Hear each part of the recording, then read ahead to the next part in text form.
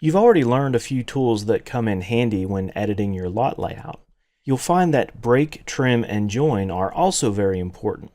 Let's explore these commands. You might be wondering, why don't I just use AutoCAD commands to make these modifications to my parcel lines? Well, the answer is that in a lot of cases, you simply can't. For this example, let's say that we need what we'll call a drainage easement along the back of this lot that will allow maybe a storm pipe to cut through this lot and connect to something out in the main road. So we need to create a narrow strip of right-of-way, we'll call it, that connects to this cul-de-sac. So to get started, I'm just going to use an AutoCAD offset command. I'll launch the command, I'll enter a distance of 10 for a 10-foot offset or a 10-foot easement or right-of-way. And watch what I'm doing here. I'm actually just offsetting a parcel line. Now what's interesting is that the result is not a parcel, it's actually a polyline. If I were to select this, right-click and go to Properties, you'll see that it's listed as a polyline, whereas the object that I offsetted is a parcel segment. So an interesting result there. You can offset a parcel segment, but it doesn't become a parcel segment, it becomes a polyline. In some cases, as what I'm about to show you, the AutoCAD command has no effect whatsoever.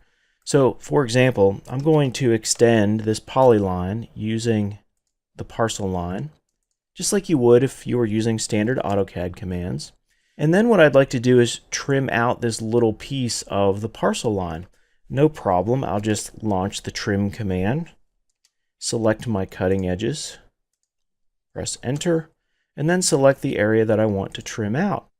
Nothing happens. For whatever reason, the AutoCAD trim command does not know how to deal with a parcel segment. So we need to utilize a special trim tool that has been designed for and will be effective on parcel segments. Luckily, that's really easy to do. We simply select the parcel segment, look on our contextual ribbon for the trim tool, which is here. And then from here, it's just like using the AutoCAD trim tool. I'll select one cutting edge, select the other, press enter, and now when I pick that little segment, it'll trim it right out like I'm used to seeing with my AutoCAD commands. It does seem to hesitate for a few seconds. I don't know if it has to do extra thinking because it's a parcel line, but for whatever reason, the result is what I'm after. I have this little gap now in my parcel line and a narrow strip coming back. Now we still have a little more work to do here. This is still a polyline, and we'd like to, make it into a parcel line and kind of join this all together. So I'll go ahead and join that, and again, I can't use a p-edit or a polyline edit command. I have to use something that joins one parcel line to another. So luckily, once again, I can use my contextual ribbon, launch the join command, and the tool is smart enough to know that even though this segment is a polyline, I can still select it and it will turn it into a parcel segment and join it with the rest. You saw the label pop up here. It now recognizes this as a closed area, including the narrow strip. The label also popped up here. We couldn't see it before, but this parcel now recognizes this lot line, and we've successfully created the narrow strip. Now we've got a little bit of cleanup right here, so we can either grip edit that and pull it back.